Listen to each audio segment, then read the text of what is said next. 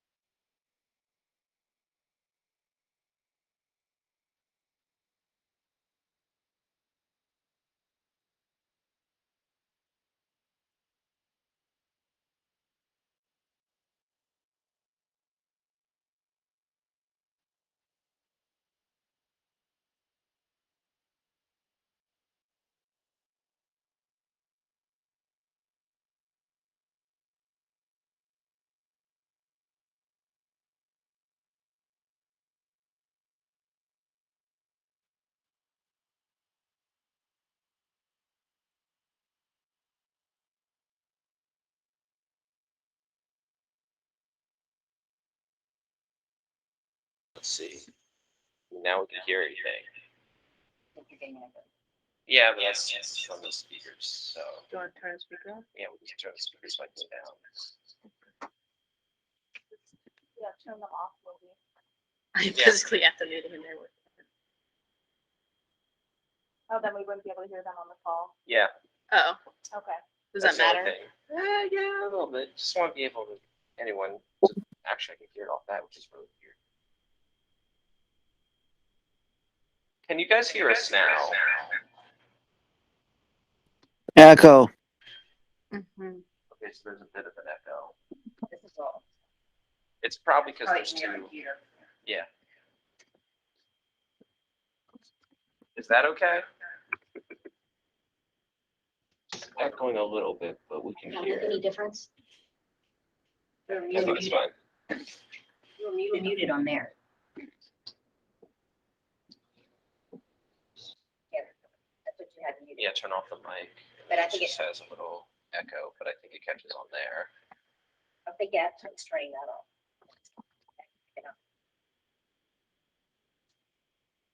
It's good now. Get that. Andre said it was good. Okay. All right, then we'll leave it alone. Cool. Man, every time I try and get the IT stuff to work properly and correctly, always something. I even came early to try and figure it out, and I still couldn't get the mic to work. So I'll make this super quick since I already said the whole thing. District Conference, 13th, 14th, 15th of May. Would happy for you guys to come. It's $25 on the Saturday, $50 for the gala that night. I have to talk. We get a award. We are presenting something. Saturday night, so I got to figure that out. But yeah, I think that's everything I have. I want to hit the next slide. I can figure that out. All right, so let's do the four-way test. So I'll just make this quick.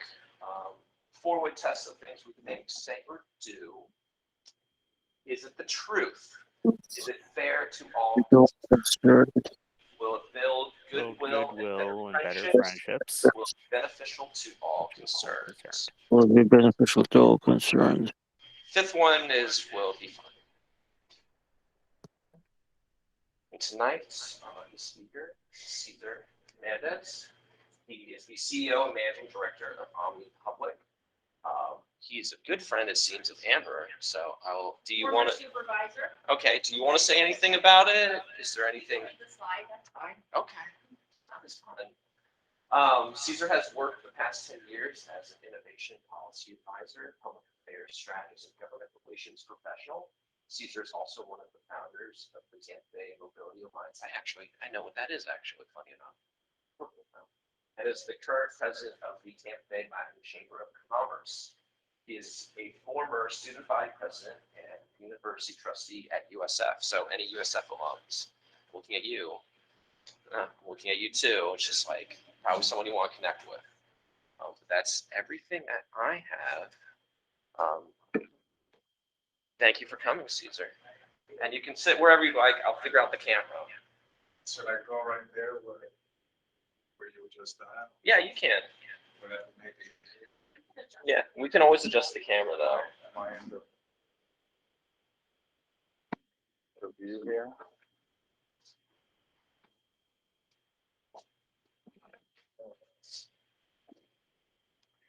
Cool. Well, thank you. Can everybody online hear me?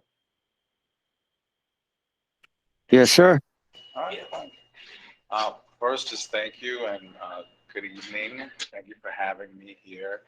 I'll just kind of describe what my company does and some of the companies we work with. And then I'm probably going to do a little something different, right? Because this is a venue where entrepreneurs are colliding and some of you may be thinking about entrepreneurial aspects or your entrepreneurial journey and are potentially unsure of the direction to take. So first, I'll just describe what I do, right? So I'm the CEO, Managing Director of Omni Public, and we're essentially a full suite public affairs, government relations, and public relations firm that specializes in introducing new concepts and ideas into the marketplace, and we help to navigate media, government, and industry. It's a very fancy way of saying that I'm a lobbyist. I'm also a publicist for emerging tech. But I've worked with some of the biggest companies in the world, right? Tesla Motors, Uber, Bird Rides, Hyperloop, Porsche, Ford Mobility, and I've worked on everything from flying taxis to Hyperloop to autonomous vehicles to the little scooters you see around. I developed that entire concept for the state of Florida. I helped write the language for autonomous vehicles. I helped write the language for air taxis, which you'll probably see in the next 3 to 5 years, and help Hyperloop get regulated through the FRA in DC. If you don't know what Hyperloop is, imagine moving inside a capsule within a vacuumless tube up to 750 miles an hour. You'll be able to get to Tampa and Miami in about 15 minutes. So I work on these very niche concepts, and I am probably one of the best in the country. My practice now, my company, represents startups anywhere from LA to London. And I myself have probably worked with over 200 startups, and I've been doing this for 13 years, right? My academic discipline, triple majored at University of South Florida, go Bulls, biomedical science, poli-sci, and economics. I then went to Brown to get an MBA where I focused on disruption theory. And then I went up to Oxford where I focused on global strategy and specifically this concept called systempreneurship. And that is how to navigate multiple systems to achieve a specific variable. So think navigating politics, government, and community in order to affect change for a specific objective, right? That's my academic discipline, and that's what I do. But for the purpose of this conversation, and I'll keep it as brief as possible, is I'd rather showcase to you 3 times where I failed, right? And humble myself, because when you say things like I worked with Tesla and Hyperloop, and I went to Oxford in an Ivy League, right? I'm going to humble myself a little bit because it didn't start in that arena. So I'll showcase to you 3 times where I was broken, and I'll give you 3 times where I thought to myself, wow, I can actually accomplish this, and I can position myself for the future, right? So first time that I ever felt that I was going to be at a disadvantage, right? I'm originally from Brooklyn, New York, so I'm not from Tampa. And like all good New Yorkers, I came to Florida. But the reason why I came to Florida, because where I was from in Brooklyn, the environment was very distinctive. It was an environment that wasn't going to back up the young kids that were coming up into it. It was an environment that was going to consume them. And here was the first time I realized that I was in a very different atmosphere. First time I was arrested was when I was 13 years old, right? I went to school in a part of Brooklyn called Sunset Park that was dominated by gangs, right? And the gang in the area was called the Latin Kings, and they had what we would say beef or conflict with the Bloods. And so just because I was in that neighborhood, I was associated with a specific gang. And so this huge fight broke out, and I'm 13 years old, and it was a very violent altercation. So much so that the cops put out what we call a paddy wagon, which was a big van full of cops looking for who had this big violent altercation. And they pulled up on me and my friend had a bunch of weapons on him, and they grabbed us and they put us in the back of the van. And they were like, all right, you're 13 years old, you're probably going to go to jail for assault, and we know that it was you, so we're taking you into bookings. And so I'm in the back of the paddy wagon, and I have my handcuffs on. I'm 13 years old, and I'm sitting in the back, and the police officer, instead of going to the precinct, he pulls over and he makes a stop. He pulls over, he makes a stop in Bay Ridge in front of this prep school called Poly Prep. And he pulls us over in front of the field, and you see all these prep kids in like their jumpsuits that say Poly Prep, and they're running laps. The cheerleaders are out there with the beautifully pressed uniforms. The football team is warming up, and it's just like this perfect, idealistic prep high school scene. And he goes, I want everybody to take a look and look to your right. And he says, you see everyone out there? That's the future of America. You see everybody in this van? You're the future scum of America. And then he pulls off. And I have like a really strong mouth. But in that moment, he was so right that I couldn't say nothing, right? But I realized at the age of 13 that I'm not in Poly Prep, right? I'm starting from Central Bookings on my way to the precinct. I'm not at Poly Prep. So I've kind of figured out that already I may have to work a little bit harder, right? Fast forward about 3-4 years, right? And I got to a very low point in my life where I ended up homeless in New York City. And the only place that I could really find shelter is the train station. So what I would do is I would ride the longest train station, the 6 line, because it went from Brooklyn to the Bronx, and it was local. I knew I could sleep on the train, and I would dump my clothes in little garbage bags, and I would leave them throughout the city, right? And I knew that, hey, as long as I have shelter as long as I can have access to clothes. Sometimes friends will allow me to go sleep and bum off their couch or take a shower. But one specific thing that I'll never forget was somebody gave me $5, right? And I had to make a decision as to whether or not I should buy a Metro card or if I should buy food. And I never forgot that feeling of holding that $5 in my hand and having to say to myself, do I eat today or do I get shelter today? And it transformed the way that I thought, because then I thought to myself, it doesn't get lower than this. And at this very low point, I'm very comfortable. So discomfort became normal to me, right? And if I have nothing, this is only up from here, right? So the second thing that I learned is that it doesn't really matter what you're currently potentially going through, as long as you have that belief in yourself. And struggle, I love that I struggled, because right now I have 16 employees. I have 60 clients all over the world.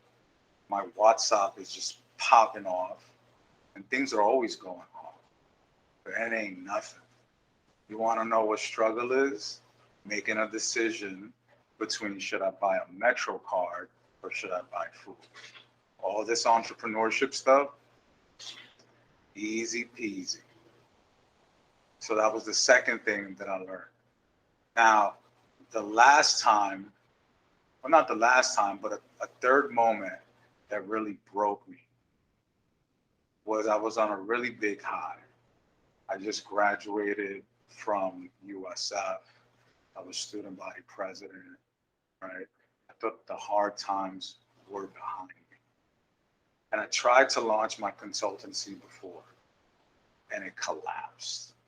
It absolutely collapsed. And I thought to myself, I had a young family. My son was months old, right? My ex-wife was, just coming out of a pregnancy, and I just couldn't provide. And so what I did was I signed up for Labor Ready. Anybody familiar with Labor Ready? This is what a Labor Ready is.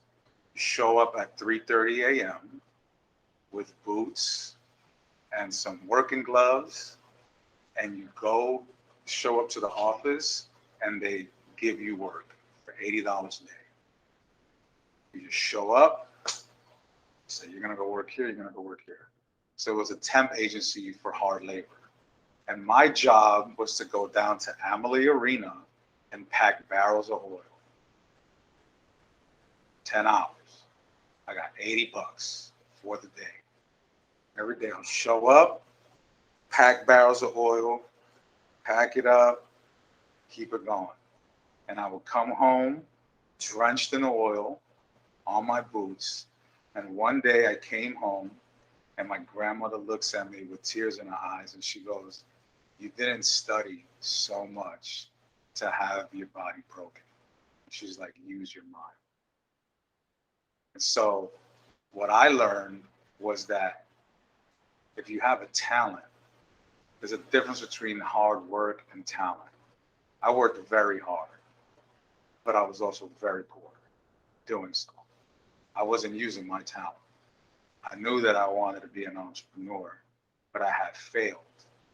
And so I was afraid. Fast forward, I launched my own agency. And so here's 3 points in my life where I finally got redemption. I launched my agency and I got in contact with a company called Bird Rides. So it's a scooter company. Bird Rides is important because they're the fastest billion-dollar valuated company in American history. In 7 months, they had $1 billion valuation. They hired me to introduce their technology to the Southeast United States. over every big agency, right? And when they hired me, I was like, wow, this is a big deal. And my first job was to make them legal in Hillsborough County.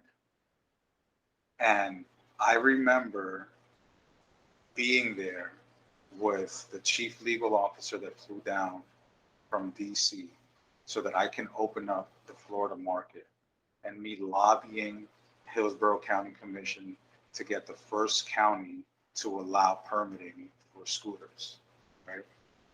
And sitting down and seeing all the votes come in that they approved this brand new technology to be introduced to the county, which then parlayed into the state, which then parlayed into every single city in the state of Florida. And the amount of just gratitude that I felt when I saw those votes come in and those executives like just overjoyed with me, it was like, wow, I can actually do this. I can compete with the best. I can represent the best companies in the world. It was redemption, right? So that was the first time I realized that I had a talent for entrepreneurship, right? Second time that I realized that I had some redemption. When I applied to Oxford University, right? Oxford's the #1 school in the world, one of the top business schools in the world. They only take 65 people a year in my program. It's the global MBA. I applied on a hunch, and I didn't think that I would get in. But then I got my acceptance letter. And the first time I arrived at Oxford University, and I stumbled around, and there's a college called the Divinity School. And when you walk into the Divinity School, it's this huge hall, right? It looks like a castle.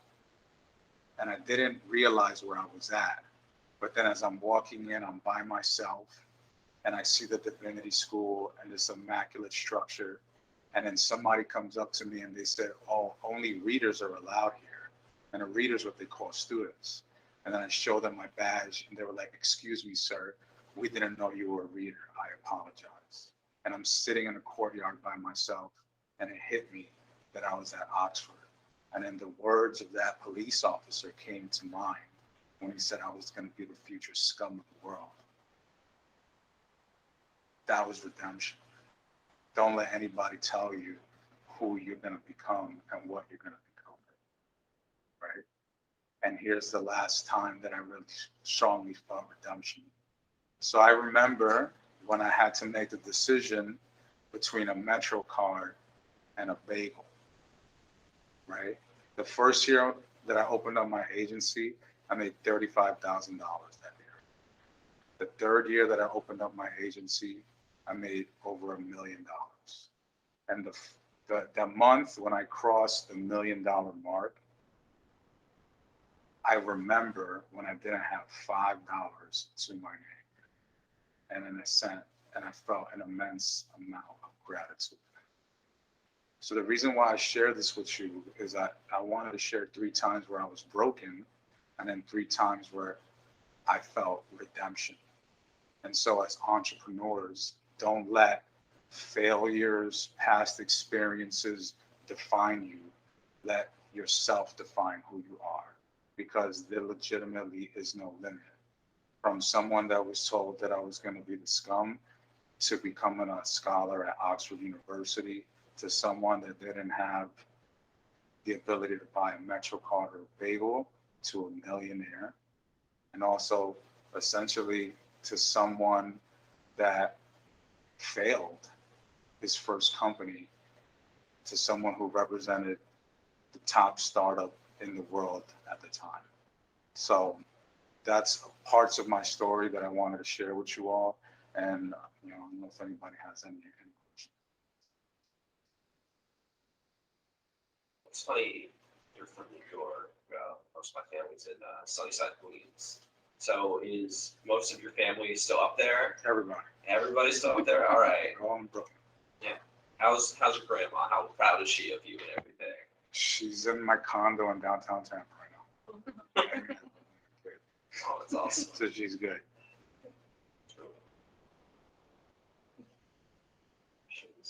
Well, Olivia, I have some questions. Going into IT and everything. Which was, I guess, you went to 3 different universities. So, what was, I guess, your favorite, I guess, moment among the 3 of them? Like at any point, finishing at Oxford, was it like after Brown getting into Oxford? You mentioned that. I would say that the language that they use at Oxford, it's very distinctive, right? They say things like, we're curious to know which one of you are going to change the world. We're looking forward to seeing how you're going to change the world. It's not, hey, maybe. It's we produce X amount of leaders and have done X amount of things. The professors are sourcing themselves.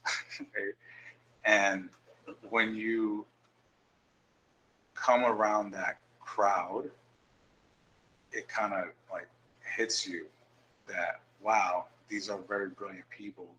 And then initially I thought, well, maybe I don't belong here, but then I would outscore them. And I'm like, shit, I do belong here, And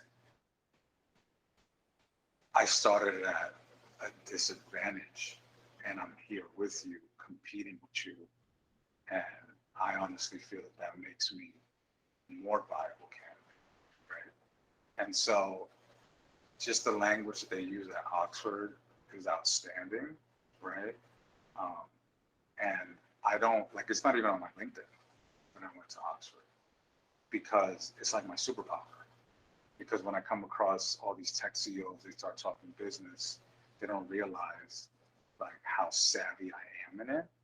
And I can pick up and see like if there's BS, right? So that was it's a very unique experience, right? And then to parlay into at USF actually is, USF was the first time that I realized that I was academically inclined, because being in Brooklyn, like I went to a community college, right? But being at USF was where I actually started performing, and it gave me like that shot, right? So those are probably, from USF to Oxford, it's probably the ones that meant the most to me. Awesome. Had you continue to have that drive growing up in such a neighborhood where a lot of those factors come into play that could really like take you off course? I don't know. I'm gonna be honest. I'm just hungry. Like I'm insatiable. Like if you're not hungry, you're not.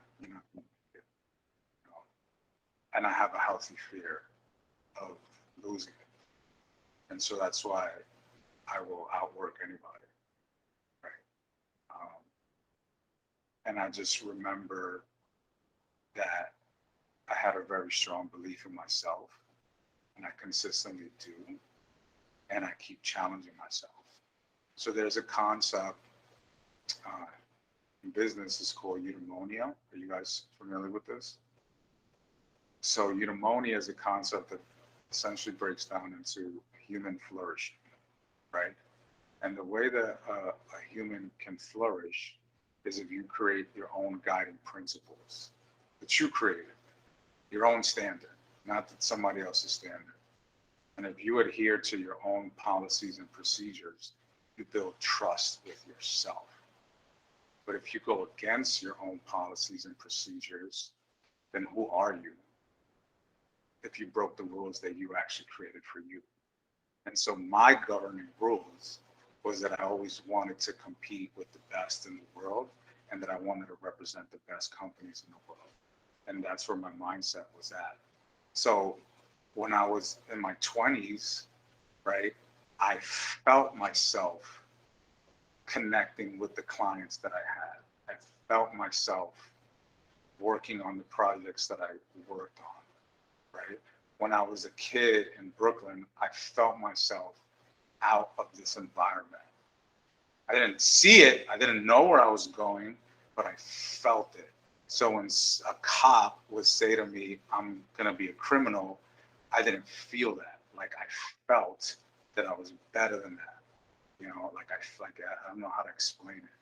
And it's what continues to drive me. It's like I am insatiable and I'm hungry. Like we only have a certain amount of time in this life, and I want to squeeze it like a sponge so that on my deathbed I could smile and be like, I tried it all. Like I attempted this, right? And that's really where it comes from. I'm up sometimes 3:30, 4 a.m. like a monk because my mind is just racing and I just want to start the day, you know. But the reason is because I'm aligned with my passion. Like I don't know where your passions are. When you're in alignment with your passion, then it starts to drive you.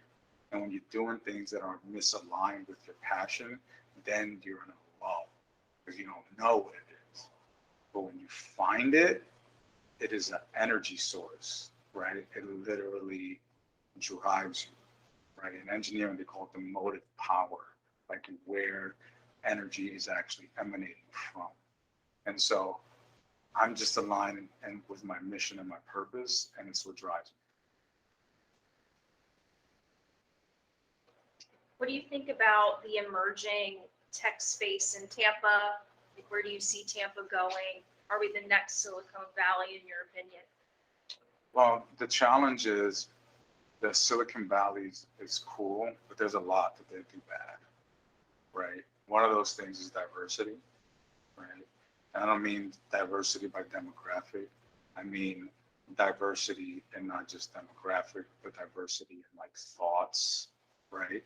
And the incumbents have already kind of like structured themselves there. And if you see, they're actually leaving Silicon Valley, right? And so I wouldn't say that Tampa is the next Silicon Valley, but I would say Tampa is like the next Tampa, like the next thing that probably hasn't even really been created yet. What I see organically happening is that we have a lot more diversity with sectors and even with entrepreneurs. So Tampa Bay is one of the top places for women entrepreneurs. It's also one of the top places for female-led startups to receive funding. For example, there's consistent female-led startups that raise tens of millions of dollars, and like national average is like 1.73% of all venture capital goes to female-backed startups, and the majority of them are here in Tampa. Inorganic, organically, like it's just habits like that. And so we have a lot of diverse entrepreneurs, and it's distinctive because it's not by design, it's just happening. And I really think that we can become what the future economy can actually be. And it's not just going to be Tampa, it's going to be the mega region. So Tampa, Orlando, Miami, it's the number 8 mega region in the world with no connectivity. So we're in a very significant place. And that's where I think that the Tampa's going. And I say that because a lot of the tech accelerators, 4 out of the 5 top accelerators in Tampa Bay are my clients. So I understand the direction that they're going in and the kind of companies that are coming through those cohorts. Do we have any questions online? No? I don't think we have any questions online. Oh. So how did you build your network in Tampa? Yeah, hold on, Matt. Let me see if I can figure out the volume. If not, it's Or they could type their question. yeah, just take the maybe. question maybe.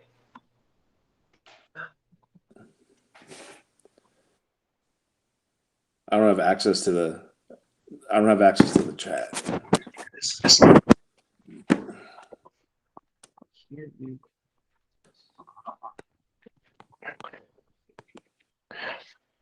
I can't hear you, Matt, but Okay. I can type something. I think I can hear you now. I don't know if they can on the speakers, but I can on here. Oh, we can't type. Okay. How did he build network? His professional network, Matt? Yes. Yeah, how did you build your professional network? I'll be completely honest. Being student body president, it's not the easiest thing to do, right? I didn't.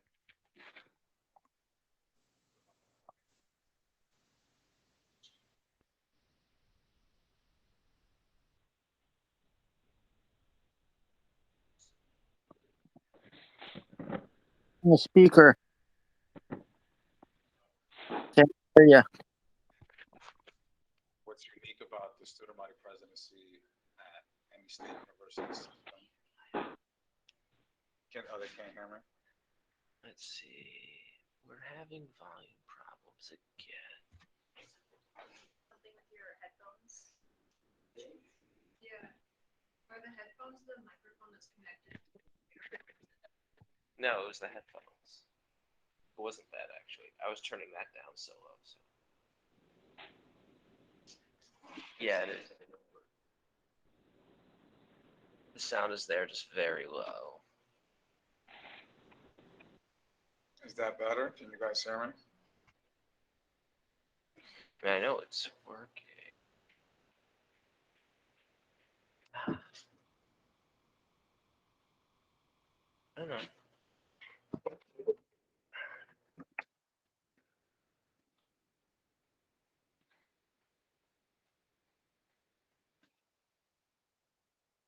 You guys hear us? What's up, guys? Can you hear us? All right, got a head nod. Okay, I guess that's better. Yes. Well, since you guys can hear me a little bit better now, what I was saying, I kind of cheated a little bit because I was student body president and a trustee at USF, and it gave me access to a lot of the other trustees and elected officials, and it kind of ballooned from there. But what I will say is that just because I had access to the room, the reason why those relationships continued was because of what I did with the relationships. And so they viewed me as a colleague, so I performed. And then I stayed visible. So I was very cognizant of the type of networking events that I went to. I didn't just go to any of them, but I wanted to be in the right room. So chamber events, right? Tampa Bay chamber events, tech events, things where I wanted to connect with people that I was either going to service or align with, not just a random networking event, right? So be very selective with your time and not just randomly go anywhere. And that's what I've found. So much so that like every time I go to a networking event, I probably walk away with the client. Now, I want to actually go to more, but I'm just so busy now, just trying to run my company that I just don't have the time. You said you were the fringe candidate.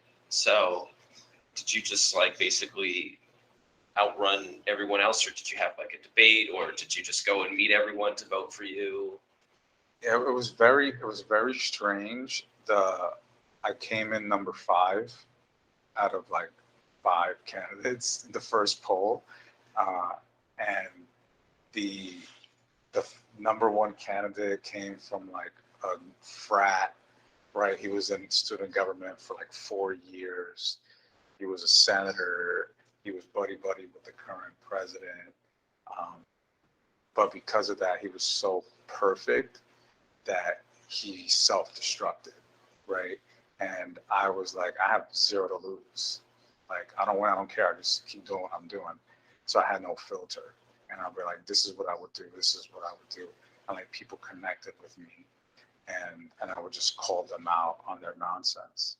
And like slowly I kind of like moved up in the rankings until I got like number 2. And somebody leaked out pictures of him.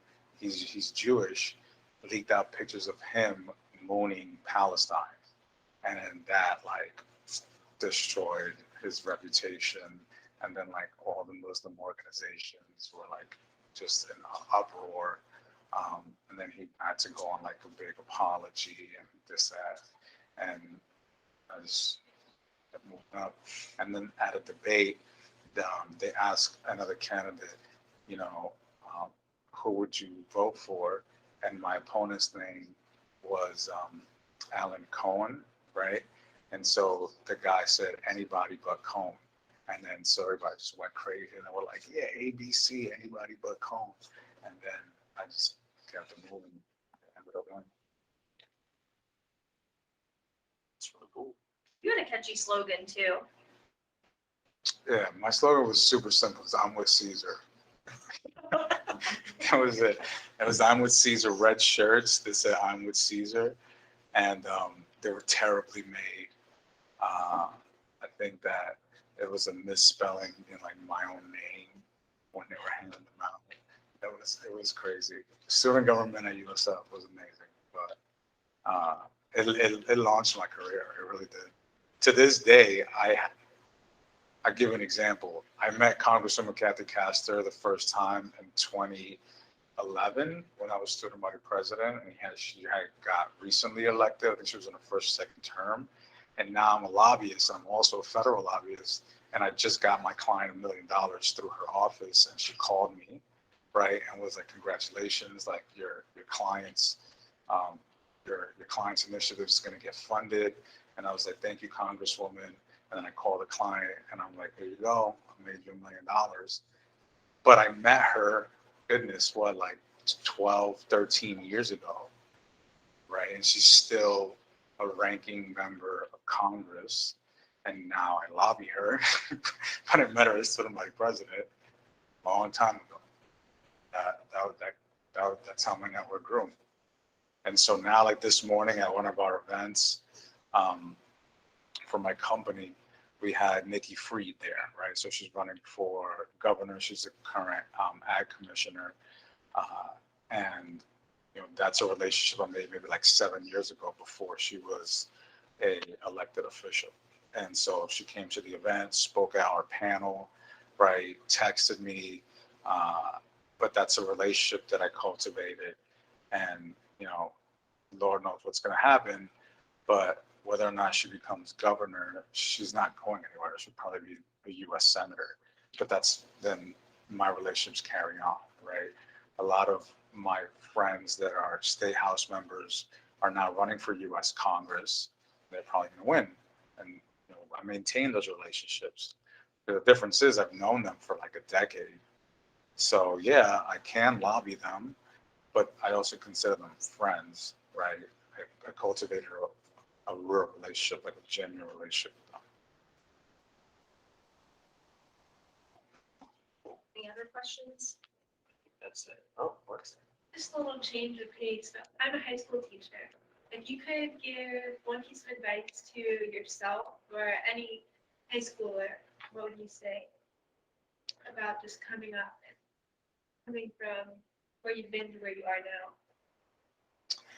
I mean, if I can look back and like talk to myself in high school, right, I would tell myself that to continue to trust in myself, right? Because the environment that I was in, it was like nobody, you know, the only people that came to recruit us was military, right? It's like armed forces, right? NYPD, FDNY, and that's it, right? There's no, I don't even remember colleges coming to like our events for career day. It was literally go to the military, join some kind of what do they call those? They don't have them in Florida, but in New York they're big, a union. Plumbers union, longshoremen, go to the union, go to the military. And that's all I saw. Military union, NYPD, right? And I was like, there has to be more. Like this, like, isn't there college? I remember trying to fill out a FAFSA for the first time. Like my parents don't know, like I'm first generation. I'm like, what is a FAFSA? I'm trying to fill out a FAFSA. Googling like universities and like colleges. And the only reason I found USF was because I Google searched like beaches, like colleges next to beaches. And USF's old website is a scam because the old website had Clearwater Beach on it. And so like you go to the USF website and it's Clearwater Beach and it says USF. And I was like, wow, look how beautiful. Like they're going, there's like a beach right there. They're going to school next to the beach. And I was like, I gotta go there. I didn't look up academics or didn't look up anything. I'm like, this is better than Brooklyn. So I would just tell myself, honestly, continue to believe in yourself. Like that's the best piece of advice that I could have given myself. I was just encouraged, like, keep going. Don't listen to nobody else. Just keep going. Thank you.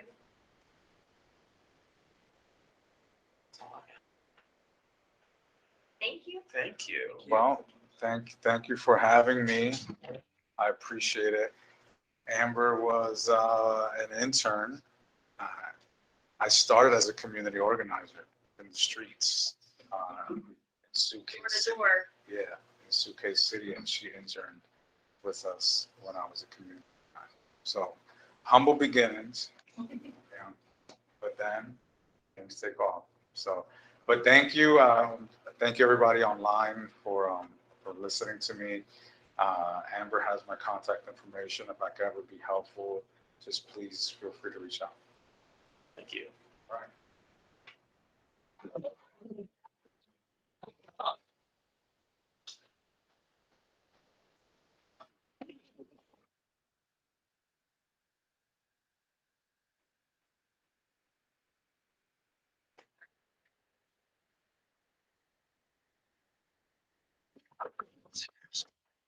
Help with the slides. Yeah.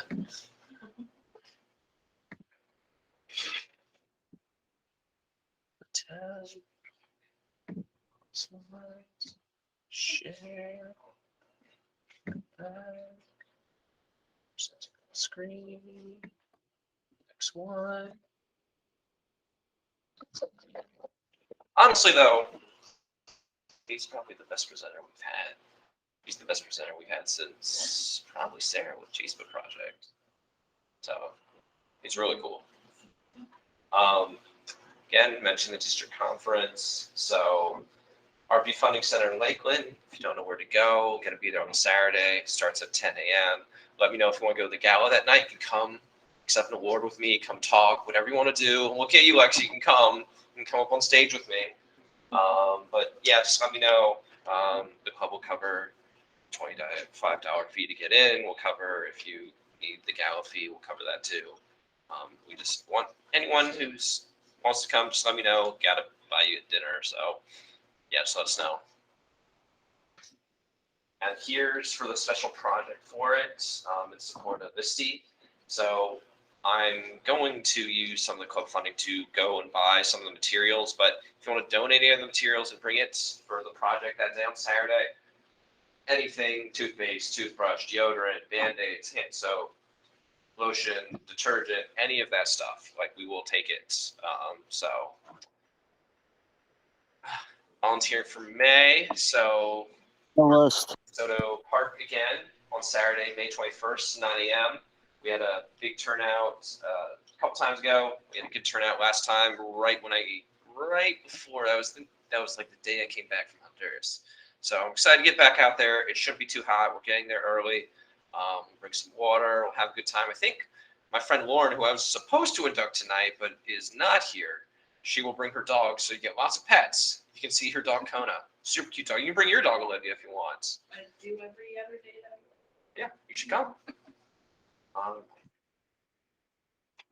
Yeah, did the Crawfish Festival. That's not a good picture of me.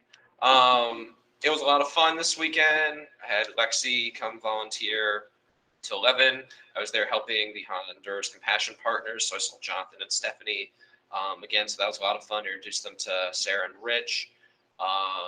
It poured on us at 4, so we were soaking wet, breaking everything down till 5:30. But we did maybe 50K. I think we did 50K in crawfish, and so I think we ran out of crawfish. I want to say we had maybe 500 pounds of crawfish, and we ran out of crawfish. 300? 3,000? 3,000. Okay, so you knew, you were putting it together. I was just running around. You were helping Tiger cook. So, not that he'll get any of the credit. The etouffee was great.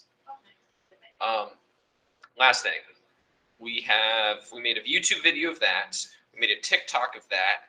We made my Visit to Honduras TikTok and YouTube video. So if you want to see any of that, check out our YouTube page. I'm supposed to put that plug in for Hema. And finally, I couldn't find a great picture, but I wanted to just say happy birthday to Jennifer. So there's a good picture with her and Taylor.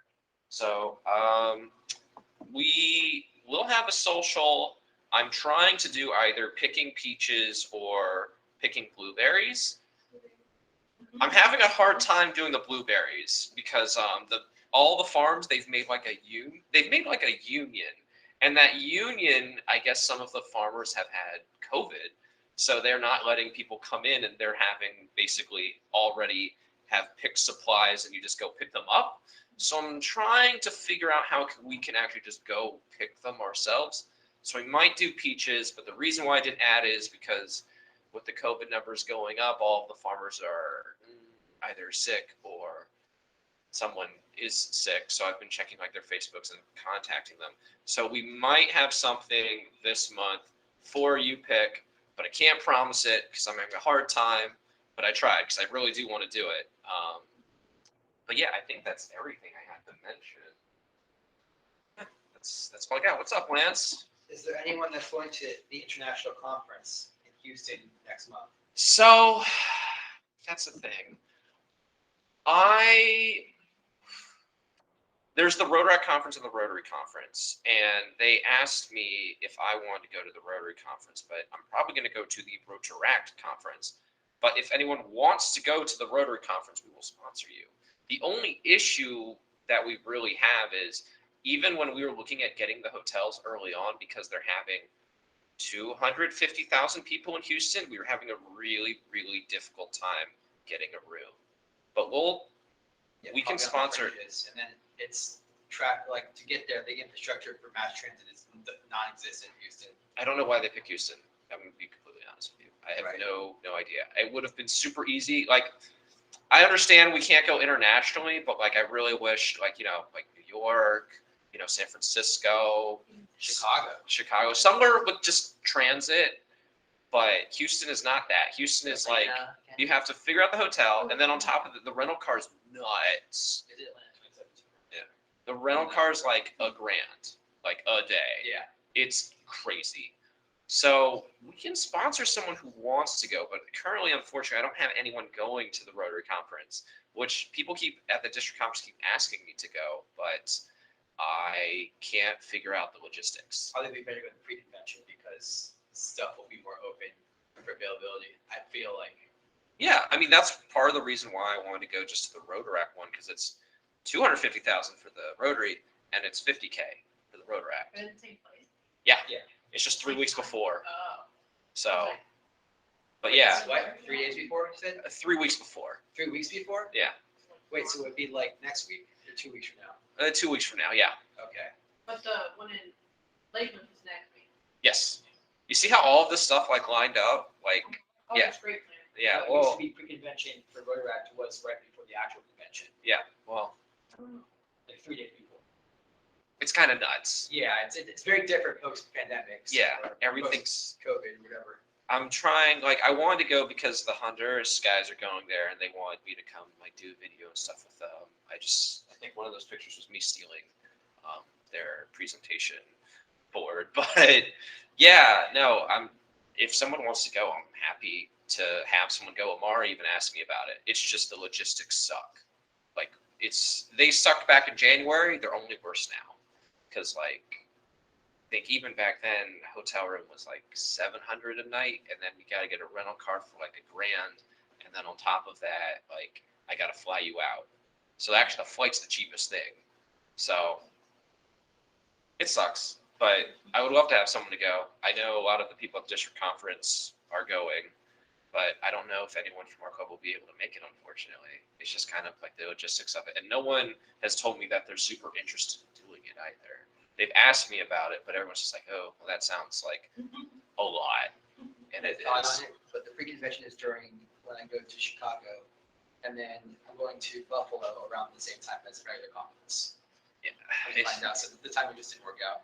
it's just, it's not at a great time of year. I mean, Right. I understand it's summer and you would think that would be convenient, but it's really not. But it's also, they didn't have in-person convention in 2 years, so Yes. that's why it's swelled up to as much as it is. Like, Houston has the capacity for all those people, it's just they get to drive a car. Yeah. Well, it's just, I think they have, They normally have shuttles too and buses, so that's another thing to think about too. they have They a, don't now. Like they usually have extra for the convention. Oh, In Atlanta, they had shuttles everywhere. yeah. they have, We also have public. we're supposed to have 196 countries represented this year, but it's like everyone. Yeah. Everyone and their dad's going. So, That's It's great networking. Opportunities for shuttles. oh, last thing. That was the thing I forgot to mention. So, yeah, please come next month. We have to have elections now because I can't keep doing this. So I actually have that figured out. I just need to yell at Hema about something in particular. But yeah, elections next month. Come vote. If you want to come run, come here and run. If you don't want to be here in person, you can't make it, make a video and I will put it on here and we will vote for you. So doesn't matter. All positions are open. We will even make a position for you if you want to do something like be our district chair or possibly do the social media, because I have a lot of avenues where people are asking me about having access to people in our club. So if you want to network with people, I can definitely lead you whatever way you need to go. But we just met Cesar and he's pulling in what do you say, 3 million a month now? So I didn't actually realize he was that successful. Oh yeah. That's why I left. No, I Googled him. He's pulling in, I think, 3 million a month right now. I made him go park in the dirt lot across the street. Yeah. Oh. He didn't give me a hard time Yeah, about it. He humbled him. He was wearing a Seiko watch, and I was just like, oh, that's cool. It's just like he still remembers his beginning. That's in New York. Yeah. That's everything I got. That's much better. Okay, I will see you guys later. And everybody online, I have recorded this, so if you didn't hear anything or it was pretty bad, I will have it on YouTube, hopefully by the end of the week. Doctor Strange is this week's, though, so you'll have to wait till Sunday. Sorry. Encouraging. That's it. See ya.